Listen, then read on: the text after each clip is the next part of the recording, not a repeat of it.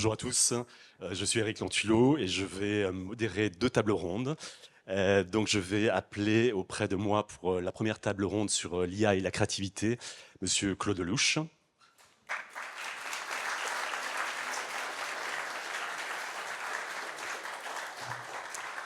Julie Gaillet.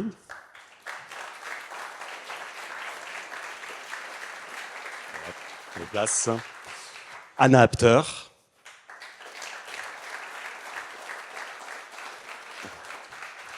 Et enfin, Simon Buisson.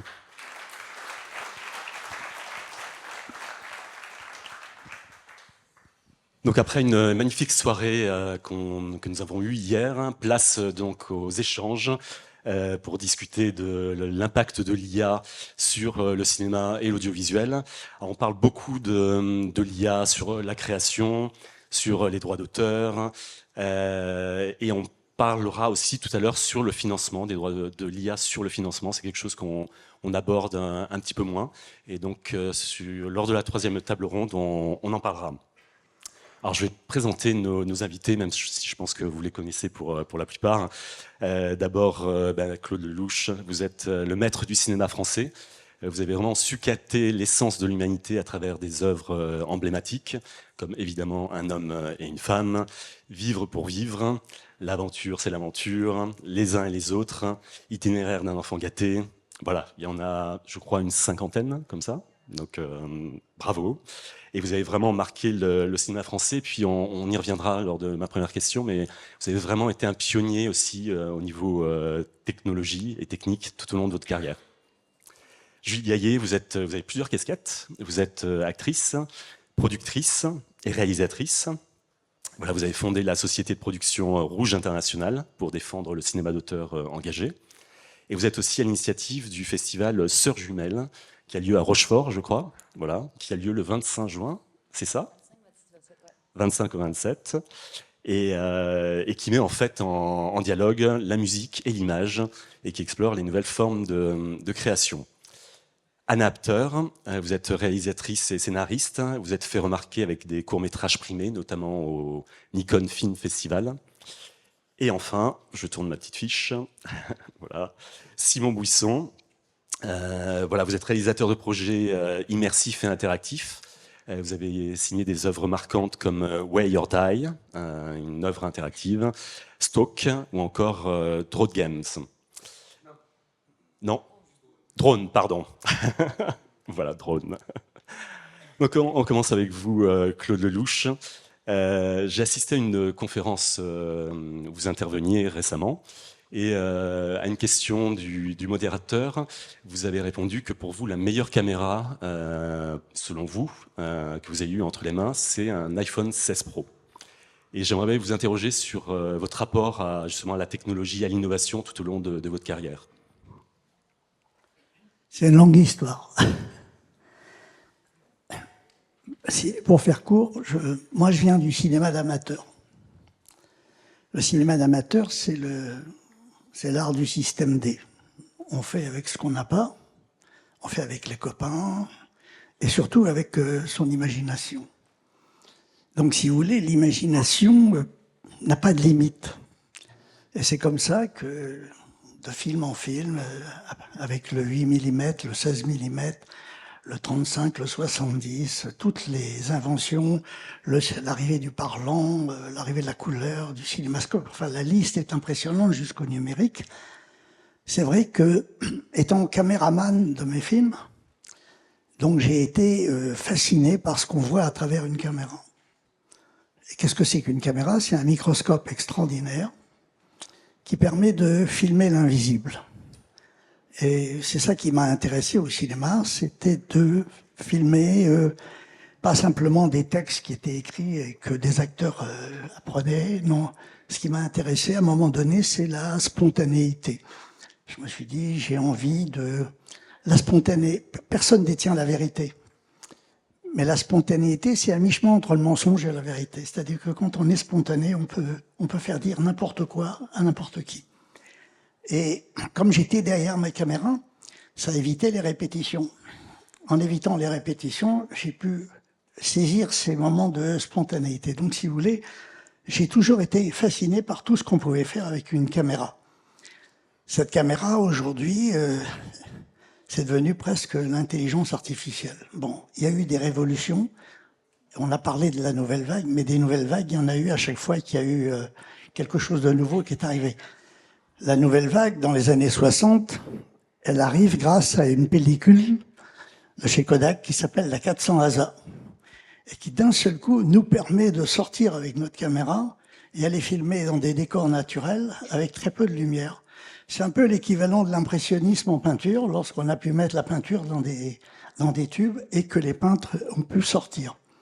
Donc, si vous voulez, à l'âge que j'ai, 87 ans, j'ai accompagné le cinéma dans une grande partie de son existence. J'ai pu vivre en direct tout ça, et c'est vrai que l'arrivée de l'intelligence artificielle m'interpelle d'une façon extraordinaire. Je dirais même que c'est sûrement une des plus grandes révolutions auxquelles j'ai pu assister. Quand on parle de l'histoire du monde, on dit avant Jésus-Christ ou après Jésus-Christ. Maintenant, on dira avant l'intelligence artificielle et après l'intelligence. Il y a les films qui auront été faits avant et ceux qui vont être faits après. Vous voyez ça vraiment comme une vraie rupture. Voilà. Donc, si vous voulez, je suis aujourd'hui dans une période d'école. Il faut que j'apprenne à me servir de cette machine incroyable. De la même façon, j'ai appris à me servir de toutes les caméras, de toutes les inventions qu'on m'a proposées. Donc, on est en train de vivre un moment capital, fondamental. Donc, et une fois de plus, les grincheux crient un peu plus fort que les autres. Vous voyez, à chaque fois qu'on est en colère, on vous tend un micro. Mais c'est vrai que derrière cette arrivée absolument incroyable, et elle arrive, cette intelligence artificielle, à un très bon moment. Un très bon moment, au moment où le cinéma commence à tourner un peu en rond, à cause des plateformes, à cause de toutes les séries télé. Je veux dire qu'il y a un embouteillage absolument incroyable de l'audiovisuel. Et donc, encore une fois, je pense qu'elle arrive au bon moment, et qu'il va falloir apprendre à s'en servir. C'est comme une Formule 1, on peut pas, n'importe qui ne peut pas monter dans une Formule 1. Donc, si vous voulez, je suis aujourd'hui, même à l'âge que j'ai, je suis un élève. J'ai fait 51 films et 51 fois, je suis retourné à l'école. Et c'est parce que j'apprenais à chaque film des tas de choses que j'avais envie d'en faire un autre pour voir si ce que j'avais appris, ça avait marché. Voilà. Et donc, c'est vrai qu'aujourd'hui, avec ce 52e film que je prépare, j'ai très envie de goûter à cette intelligence artificielle et de voir comment je peux la mélanger à mon imagination. Je l'ai dit déjà plusieurs fois, Einstein disait « le savoir, c'est important, mais l'imagination, c'est plus important ». Voilà. Et donc, pour l'instant, il n'y a pas encore de machine qui remplace notre imagination. Donc, je suis rassuré. L'imagination, c'est le délire, c'est ce qui fait rêver. On vit dans un monde aujourd'hui où on a besoin de faire rêver les gens un peu plus que d'habitude. Et comme je disais hier soir, on ne meurt pas d'une overdose de rêve, il faut en profiter, il faut mettre le paquet. Voilà, donc si vous voulez, vous avez en face de vous un jeune homme. J'aimerais avoir 18 ans avec l'expérience que j'ai. Et puis j'aimerais beaucoup, je pense, je vais essayer avec ce 52e film, effectivement, de voir tout le côté positif et non pas le côté négatif de l'intelligence artificielle. Encore une fois, je le disais hier soir, le juste milieu est très important, mais il faut privilégier l'imagination. L'imagination, elle n'a pas de limite. L'intelligence artificielle n'a pas d'imagination pour l'instant. C'est une chance formidable. Mais elle a un savoir colossal. Elle a un savoir colossal et elle va nous permettre de gagner un temps fou. Moi, à l'âge que j'ai, mes heures, c'est des années. Donc le temps, pour moi, aujourd'hui, est devenu essentiel, fondamental. Donc je vais vraiment m'en servir. Mais comme je le disais encore une fois hier soir, moi j'ai fait 51 films. À chaque fois, j'ai eu besoin d'aller voir des spécialistes. J'ai été voir des hommes et des femmes qui étaient plus savants que moi pour aborder les sujets que j'abordais. Donc, quelque part, l'intelligence artificielle a toujours existé à travers des personnalités, mais qui étaient difficiles à toucher, qui étaient compliquées. Voilà, donc ça va simplifier les choses. Et c'est vrai qu'aujourd'hui, pour tous les mômes qui commencent à se lancer dans ce métier, c'est une chance colossale, mais il faudrait pas non plus qu'ils tombent dans la facilité et qu'ils pensent que l'intelligence artificielle va faire les films à leur place. Non, c'est pas vrai, parce que les clichés n'intéressent personne. Vous voyez ce que je veux dire? Parce que l'intelligence artificielle, j'ai déjà fait des petits tests, elle est formidable, mais elle enfile les clichés. Or, ce que le public a besoin, c'est d'innovation, c'est de trouvailles, c'est de découvrir des univers différents. Voilà, donc si vous voulez, j'ai très très envie de faire partie de ceux qui vont essayer de voir jusqu'où on peut aller avec l'intelligence artificielle. Formidable, merci. Julie, à vous. Donc, je le disais à l'instant, vous avez plusieurs casquettes, actrice, productrice, réalisatrice. Et voilà, le métier d'acteur, on en parle, et peut être menacé aussi par l'IA. Et voilà, comment vous embrassez cette innovation et dans vos projets actuels, futurs, comment vous voyez la place de l'IA dans votre travail? Alors, je vais essayer de ne pas faire comme l'IA, de ne pas d'enfoncer des portes ouvertes hein, et de ne pas dire.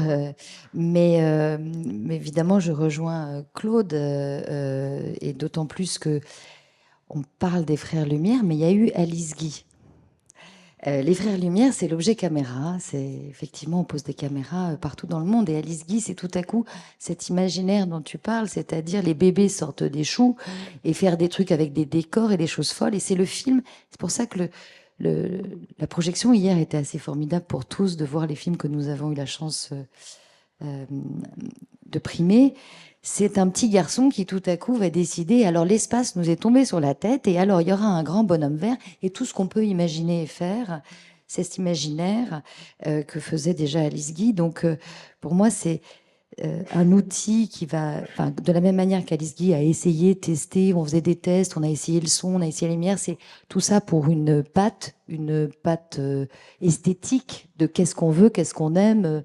Elle a essayé beaucoup de choses, donc c'est donner des outils aux auteurs. Et la raison pour laquelle je me suis mise à produire, c'était être encore plus là pour écouter les auteurs et pour savoir ce qu'ils veulent raconter et leur donner les moyens de le faire juste. Je vois Valérie Donzelli qui tout à coup réalise et qui va prendre, on a l'impression qu'elle prend des crayons, des feutres, elle décide de mettre de la comédie musicale où j'ai perdu mon corps, il y a de la 2D, il y a de la 3D, il y a du... comment on mélange un auteur, il va tout prendre pour pouvoir créer ce que dit... Donc comme productrice, j'avais ce plaisir d'accompagner les producteurs et en même temps, il y a il y a la réalité concrète d'un budget. Dans lequel il faut rentrer, ou d'une réflexion sur les budgets. Donc là, tout à coup aussi, l'intelligence artificielle nous ouvre le champ des possibles sur des choses pas forcément... Mais à la base, il y a quand même une idée, un concept ou un rêve, et comment le mener. Alors j'ai réalisé récemment un film sur Olympe de Gouges, sur la Révolution française. Comme tout le monde le sait, la Bastille n'existe plus. Donc il fallait bien trouver une Bastille, ou fabriquer la Bastille. Ben évidemment, il y a 30 ans, quand on va 25 ans, c'était très compliqué, il fallait des gros budgets. Aujourd'hui, ça a été très facile. Vous avez utilisé l'IA de pour l'IA produire la Bastille. Pour faire la Bastille, il y a quelques plans dans le film. J'ai pu, grâce à ça aussi, tourner en région Occitanie, Paris. Alors à la fois parce que Olympe de Gouges venait de Montauban, mais qu'il y avait des belles lumières, et puis qu'il y avait surtout des bâtisses dans leur jus qu'on ne trouve plus forcément à Paris. Mais il m'a fallu de l'aide de l'IA pour arriver à le faire. Et puis enfin, il y a la question, et c'est pour ça aussi que j'ai monté ce festival Sœurs Jumelles de la musique, la rencontre de la musique et de l'image, enfin ces deux industries, c'est que les trois auteurs d'un film, bon, bah, c'est le scénariste, donc l'idée, le réalisateur et le compositeur. C'est les auteurs et la question des auteurs, du droit d'auteur que nous avons défendu beaucoup. Et donc j'avais envie de parler de ça, parce que la jeune génération voilà, ne comprend pas forcément toujours ce que c'est que ce droit d'auteur. Donc je vois Pascal Regard là, qui va discuter tout à l'heure de toutes ces questions de droit d'auteur. Question importante. Qui est venu débattre chez nous, qui revient régulièrement avec la SACEM, avec d'autres, sur ces questions-là. De comment faire dans le futur sur ces questions-là. Eh bien, je pense que la musique a été percutée par les plateformes et par le numérique avant l'image. Et on a peut-être des choses aussi à apprendre chez eux. En tout cas, hier, je regardais tous ces films et je me disais, ah, et la musique. Et la musique. Donc, Sarah va venir à Sœurs Jumelles cette année avec David. Vous allez être là hein, pour les tables rondes autour de la musique.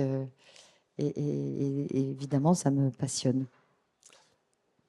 Alors, Anna, voilà, Anna Apter, vous vous êtes rentrée dans l'intelligence artificielle par l'image. Et est-ce que vous pouvez nous dire aujourd'hui qu'est-ce que ça change dans votre workflow, en fait, dans votre processus de création? Est-ce que vous intégrez l'IA très tôt? Vous écrivez d'abord? Comment vous faites maintenant pour... Alors, dans les projets que j'ai faits, dans lesquels j'ai utilisé des IA, j'ai d'abord toujours écrit, et ça sans outils d'IA. J'ai toujours. Je rejoins ce que vous disiez tout à l'heure, c'est-à-dire que ce qui m'intéresse dans l'IA, c'est pas qu'elle me donne des idées, c'est qu'elle soit au service de mes idées. Et donc dans l'écriture, pour l'instant, j'ai pas intégré en tout cas ces outils-là.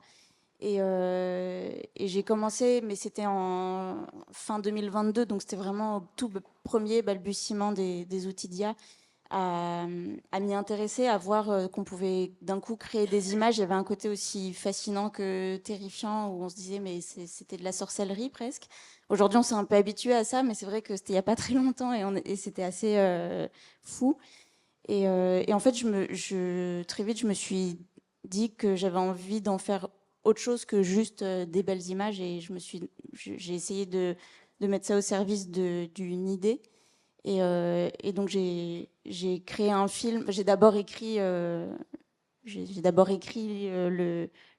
script, ce que je voulais raconter, et je me suis servi des outils d'IA comme d'une équipe, sauf que j'avais pas de budget et que j'avais pas de contact à ce moment-là.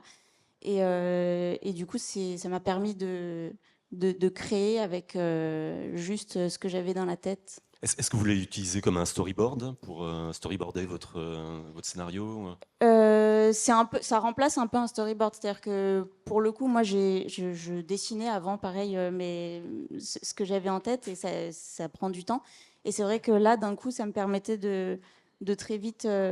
Alors, il se trouve que sur ces projets-là, j'ai travaillé toute seule, mais si demain, par exemple, je travaille avec une équipe et que j'ai envie de storyboarder pour faire comprendre ma vision, en fait, ces outils permettent maintenant d'aller beaucoup plus loin, beaucoup plus rapidement pour expliquer ce qu'on veut. Donc, il y aura une table ronde sur les workflows tout à l'heure, Ouais. mais c'est vrai qu'il y a un phénomène, j'ai l'impression, où on décilote, en fait, et que les processus, en fait, voilà, overlap, je trouve pas le mot en anglais, en Ouais. français, mais voilà, c'est un peu ce qui se passe, quoi. Voilà. Bah, en tout cas, dans mon expérience avec ces outils, c'est vrai que sans trop manger sur la table ronde sur les workflows, mais euh, j'ai dû apprendre en faisant quel était justement ce workflow, et j'aurais aimé, par exemple, pouvoir déléguer certaines tâches, mais je me retrouvais à tout faire parce que je découvrais en même temps que je faisais comment je pouvais faire. Et donc, je passais de la création d'une image à une partie du montage pour ensuite voir ce qui fonctionnait pas, donc retourner sur de l'image, rechanger un peu mon texte. Et donc, c'était assez difficile de déléguer, justement, et je me suis retrouvée à faire des choses vraiment, à passer beaucoup de nuits blanches toute seule face à la machine. Expérimenter, en fait. À expérimenter, ouais, c'est ça, c'était assez expérimental. D'accord, ouais. Alors vous, Simon, vous assumez complètement d'utiliser l'IA. Voilà, il y a beaucoup d'auteurs qui ne le font pas, qui sont réticents, beaucoup qui sont contre, évidemment. Et vous, voilà, expliquez-nous pourquoi vous assumez complètement. Et récemment, je vous ai entendu sur France Inter, et que voilà, vous avez cette position où vous assumez, mais en même temps, vous avez une position assez modérée aussi, puisque vous voyez ça comme un outil, mais voilà, qui est une position assez modérée aujourd'hui. Oui. Bah, moi, j'ai commencé avec les LLM, les modèles de langage. C'était écrire avec une IA. Donc j'ai passé 3 ans sur la question. À ce moment-là, les modèles de langage, donc ChatGPT, on pourrait dire, étaient très en avance sur l'image générée. Donc je pense que c'est pour ça qu'à ce moment-là, peut-être la profession me regardait en me disant, oh là là, mais il est fou avec sa technologie, il ne va pas remplacer les auteurs, etc. Ils ont un peu raison. En vérité, je trouve que sur l'écriture, c'est assez peu satisfaisant. En tant que jury, même là, je trouve que dans l'édition, c'est assez intéressant, comme on a lu des choses faites en IA et on a regardé des choses faites en IA. Pour le dire très honnêtement, les textes qu'on a lus, parfois, on sent un peu la statistique IA. On sent, moi, en lecteur, j'avais un peu mon cerveau qui disait « Ouh là là, c'est une machine qui génère des mots, là. » Et alors, il y a des très bonnes idées. C'est pas du tout ça qu'il faut. Tous les projets qu'on a primés ont des qualités. Mais je sens qu'en fait, plus que bien savoir écrire, il faut bien savoir lire aussi quand on gère de l'IA, parce que on sent que c'est le moment où elle va commencer un peu à halluciner et à nous sortir des mots comme ça, voilà. Et donc, ce que je veux dire, c'est qu'en fait, l'image générative a récemment doublé les modèles de langage. Et en fait, je ne m'attendais pas si tôt, moi, en tant que réalisateur. Je me suis dit, c'est bon, moi, mon métier a de beaux jours devant lui, je suis tranquille. En fait, c'est terminé. Il est déjà vraiment mis en concurrence. Et alors là, on est à une nouvelle ère qui est intéressante, c'est qu'on prend un scénario et on se dit, et c'est déjà le cas des productions traditionnelles avec lesquelles je travaille, hein, on se dit, ok, alors ça, peut-être on le fait en IA, ça pas, ça peut-être qu'on intégrera l'IA à un moment. Je pensais pas si vite que, alors là, j'ai fait un tournage il y a un mois, on faisait un incendie sous la pluie d'une serre agricole qui brûle. Le premier réflexe, ça a été, on le fait en IA. Et moi, en tant que réalisateur, mon rôle, là, ça a été de défendre, alors que je suis très partisan de l'IA, je me suis dit, mais non, moi j'ai envie d'être sur le plateau, je veux voir les flammes, la pluie sur mes comédiens. Donc on l'a vraiment tourné. Et je vous parle de cet exemple parce que c'était Aloïs Sauvage et Théo Fernandez qui étaient sous la pluie devant le feu. Il s'est joué des accidents avec la serre agricole qui a explosé. Il y a des morceaux de verre qui sont tombés. Enfin, ils ont reculé. Enfin, il y avait une émotion qui est née du tournage extraordinaire. Donc là, j'étais content d'avoir gagné mon combat. Je prépare en ce moment un documentaire pour HBO où il y a des choses qui sont pratiquement impossibles, qu'on aimerait filmer et qu'on peut peut-être pas faire. Et typiquement, là, je cède et je dis, bon, on le fait en IA. Et j'ai rencontré, alors il est ici, il s'appelle Yuan Vorillon, qui travaille chez Génario Studio. On lui a donné une image du port d'Anvers et on lui a demandé de générer une séquence avec, parce qu'on a besoin d'un plan establishing shot au-dessus du port d'Anvers. Et ça a fait un plan où vraiment je le regarde et je me dis, mais c'est impossible, c'est fabriqué, quoi. Enfin, c'est fabriqué, c'est tourné au-dessus du port d'Anvers, quoi. Donc j'en arrive un peu à cette conclusion, enfin j'en suis là, ça évolue tout le temps, hein, mais que s'il y a des humains, ça serait bien qu'il n'y ait pas d'IA. S'il n'y a pas d'humains, pourquoi pas qu'il y ait de l'IA. Et avec mes co-auteurs, finalement, c'est pareil. Quand on écrit, on essaye de jamais se servir d'une IA générative. Par contre, le soir, si je suis fatigué, ou comme on disait avec Thomas Bidguin hier, si jamais on cherche une idée de caractérisation de personnage ou une traduction, pourquoi pas là solliciter l'IA pour qu'elle nous apporte des idées. Donc j'en arrive à la conclusion que l'IA a un intérêt par granularité, c'est-à-dire qu'on vient la mettre à des petits endroits avec des outils précis, dans des pipes précis, et non pas comme peut-être le fantasme qu'il y avait aussi un petit peu hier, de se dire, c'est avec le film Echo, c'est une personne qui va générer un film avec 18 millions d'entrées. Ça, je pense que c'est un fantasme et qu'on en est très loin, heureusement. Voilà. Alors, Anna Apter, la beauté aussi de l'IA, c'est qu'elle va baisser les barrières à l'entrée, qu'en fait, beaucoup de gens qui n'ont pas une formation traditionnelle, Fémis, Louis Lumière, vont pouvoir créer grâce à ces outils. Comment vous voyez cette démocratisation de l'accès à la production, de réalisation de contenu?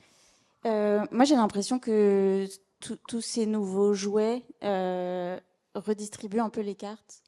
Et pour le coup, moi, j'ai pas fait d'école de cinéma, mais j'ai réalisé des choses avant que les IA débarquent dans ma vie. Et d'un coup, je faisais d'autres métiers avant. J'ai été graphiste, j'ai été directrice artistique. Ensuite, je me suis mise à la réalisation, à l'écriture, etc. Et en fait, l'IA menace tous les métiers que j'ai pu faire et tous les autres métiers en règle générale. Mais ce que ça permet, c'est que on a, je pense, plus tellement besoin d'avoir des compétences techniques du moment qu'on a de la créativité et de l'imagination. Et d'un coup, ces outils sont à portée de tous. Et j'ai autour de moi des personnes qui me disent, mais moi, j'adorerais faire ci, faire ça, mais je sais pas tenir une caméra, je sais pas comment se passe un tournage, je sais pas dessiner, je sais pas créer une affiche, j'en sais rien. Et d'un coup, ces gens-là ont tout autant d'outils que ceux qui ont fait des études et que ceux qui ont Alors c'est terrible pour les gens, pour les personnes dont le métier reposait sur l'aspect que technique. Malheureusement, je crois qu'il y a quelque chose d'assez inévitable dans l'évolution là-dessus. Il en sera question dans la table ronde suivante. D'accord, ok. Mais en tout cas, oui, ça permet à tout le monde, un peu comme j'ai l'impression quand on a eu les téléphones portables, où on s'est dit, en fait, on n'a plus d'excuses pour ne pas créer. Et tous ces outils, pour moi en tout cas, débrident vachement la créativité jusqu'à un certain point, dans la mesure où, en tout cas moi, j'ai besoin d'avoir des contraintes pour que mon imagination soit un peu guidée. Et maintenant, il faut se mettre ses propres contraintes parce que techniquement, on peut tout faire. Donc, Et cette démocratisation, Julie, va amener une masse de contenu absolument considérable. Quels sont les contenus qui vont émerger? Comment... Et Claude, je vous pose aussi la même question, en fait. Voilà, face à cette masse de contenu, qu'est-ce qui va faire ressortir les contenus qui va faire la différence? Une fois de plus, il faut revenir aux origines. Moi, j'adore les artistes, tous les artistes. J'aime les artistes. J'ai le sentiment qu'on est les chouchous du bon Dieu. On reçoit à un moment donné des informations irrationnelles et on va essayer à un moment donné de les partager avec un maximum de gens, que ce soit à travers une chanson, un livre, un film, voilà.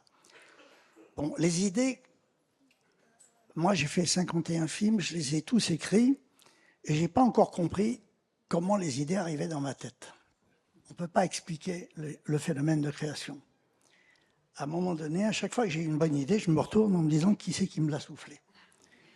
Il n'y a personne, donc j'ai le culot de mettre mon nom au générique. Mais en fait, il y a quelqu'un qui m'a soufflé les choses. Je pense que pour tous les artistes, c'est pareil. À un moment donné, on marche dans la rue, on croise quelqu'un, un regard, et puis d'un seul coup, on a un film dans la tête qui s'installe. Une idée, c'est une idée. Les idées, elles sont dans l'air. Pourquoi elles viennent se planter chez Mozart, chez Kubrick et des fois chez moi?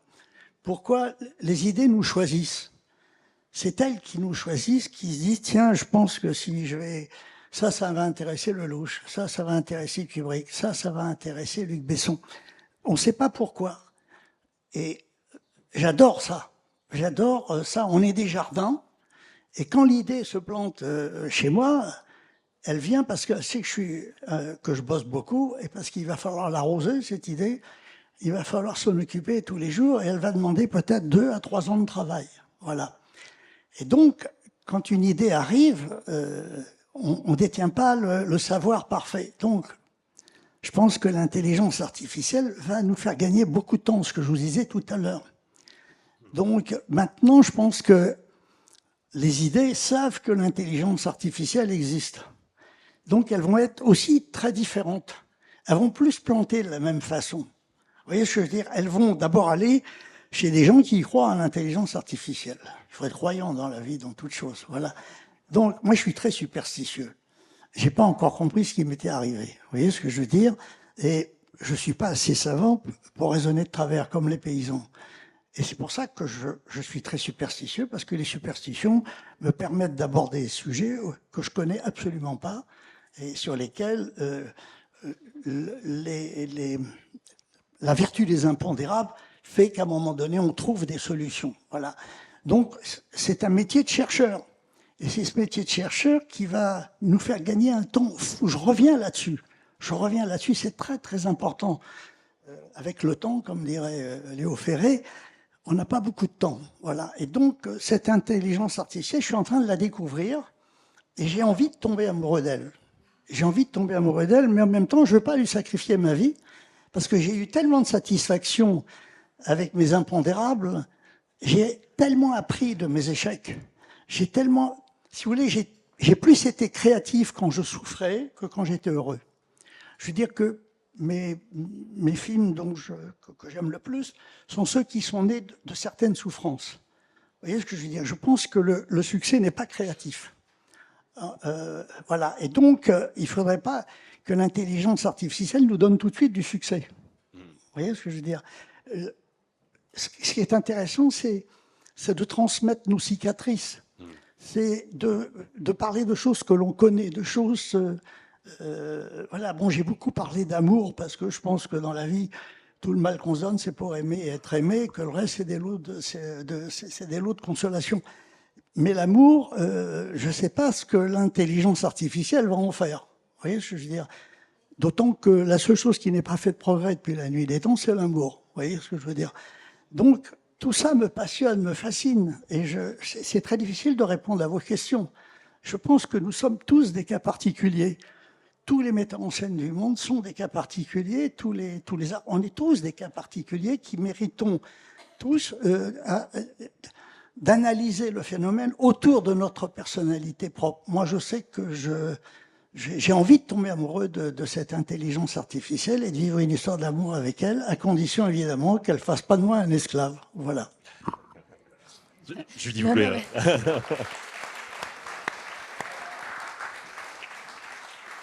Mais oui, c'est une démocratisation. Moi, je me souviens de l'arrivée du Nikon Film Festival. Enfin, c'est donner des voix, c'est donner... et de la même manière que tu as voilà, ta sensibilité, ça va être le regard de Claude. Moi, j'ai commencé avec Agnès Varda. Et ben, Agnès Varda, elle avait une autre voix et elle disait souvent, voilà, un film, c'est pas une théorie, c'est un papillon qui s'envole, qui se pose. Voilà, c'est cette chose. On ne sait pas pour quelle raison. Mais avec le regard d'Agnès Varda et des femmes, je reviens sur les femmes pour parler de tout à l'heure, de la diversité des regards, d'avoir tous les regards. Et effectivement, ça ouvre les portes à ceux qui n'ont pas forcément accès grâce à ces outils. Mais j'ai pas dit beaucoup de choses sur mon métier d'actrice, mais c'est sûr que si ça m'aide, moi déjà, on a bien vu que dans les métiers du son, il y avait beaucoup d'IA, enfin, non, on le voit sur l'image, sur beaucoup de choses, mais si ça peut m'aider à prendre un accent un peu plus vite que d'y passer 3 mois pour apprendre l'accent, moi je suis ravie. Pourquoi pas pour changer de visage et puis rajeunir. Mais il ne faudrait pas que ça devienne la course à... Voilà, c'était drôle hier dans le procès de l'IA sur les chirurgiens esthétiques qui vont être à la retraite, enfin qui vont être au chômage. Ce serait bien qu'ils soient au chômage. Il y a quelque chose sur la volonté toujours de la perfection. Et or, je trouve que moi qui ne regarde jamais le combo, qui ne regarde jamais le retour vidéo, comme on dit, qui aime ces imperfections, ces choses complètement inattendues qui amènent que nobody's perfect, il ne faudrait pas qu'on ait une vision parfaite. Voilà, que l'humain quand même amène, en tout cas nous les acteurs et actrices, je crois que c'est ça aussi. L'erreur qui rend les choses humaines. L'erreur qui va amener Créativité. la créativité et surtout dans la beauté aussi. Et voilà, je pense qu'il faut qu'on fasse très attention à ça, nous les actrices. Alors, malheureusement, on va devoir en rester là. Projection qu'on va donner à toutes les jeunes femmes. Voilà. Merci. Voilà, merci beaucoup. Merci à tous les 4.